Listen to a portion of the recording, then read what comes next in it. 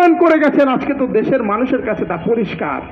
আমরা খবরে দেখেছি প্রতি বছর ৩,০০০ কোটি টাকার ঊর্ধ্বে বাজেট হতো বিমান বাহিনীর বিমান কেনার জন্য, তাদের সরঞ্জাম আপগ্রেড করার জন্য। এই টাকাগুলো কোথায় গেল? কেন উন্নত মানের প্রশিক্ষণ বিমান আনা হলো না? আমাদের পাশের রাষ্ট্রে 5th generation, 6th generation, 7th জেনারেশনের বিমান দিয়ে আজকে বিমান প্রশিক্ষণ করা হয়, আর আমার রাষ্ট্রে বস্তা পচা বিমান দিয়ে টাকা লোপাট করে চুরি করে বিদেশে আপনারা বেগম পাড়া করবেন, বিদেশে আপনারা নিজেদের নিশ্চিত ভবিষ্যৎ তৈরি করবেন, আর আমার দেশের শিশুরা আজকে ধুকে ধুকে মরবে, পুড়ে মরবে। এটা তো আমাদের সহ্য হয় না, এটা তো আমরা দেখে সহ্য করতে পারি না। এই রকম রাষ্ট্র দেখার জন্য তো 5 আগস্ট এই দেশে কায়েম হয়নি। আমরা আর এই ধরনের দুর্ঘটনা বাংলাদেশে দেখতে চাই না।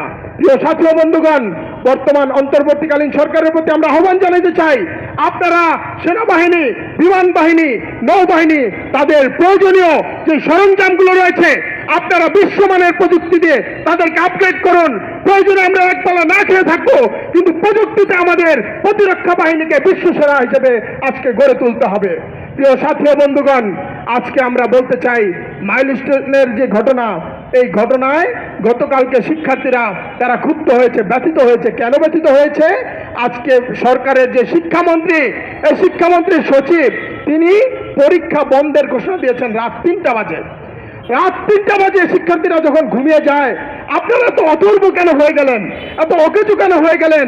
আজকে শিক্ষার্থীদের, ছাত্র জনতার রক্তের উপর দিয়ে আজকে আপনাদেরকে আমরা ক্ষমতায় বসিয়েছি, আপনারা এত অথর্বের মতো কেন আচরণ করছেন আমরা বুঝতে পারি না। আজকে বলা হয়, বারবার বলা হয় এই সরকার দুর্বল সরকার, এই সরকারের ম্যান্ডেট কম।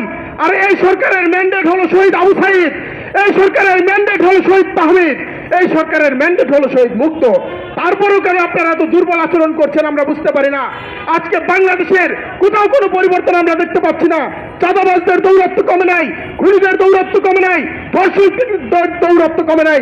আজকে প্রতিটা ফ্যাসিবাদ তারা আজকে বুকে হাওয়া লাগিয়ে এলাকায় ঘুরে বেড়াচ্ছে।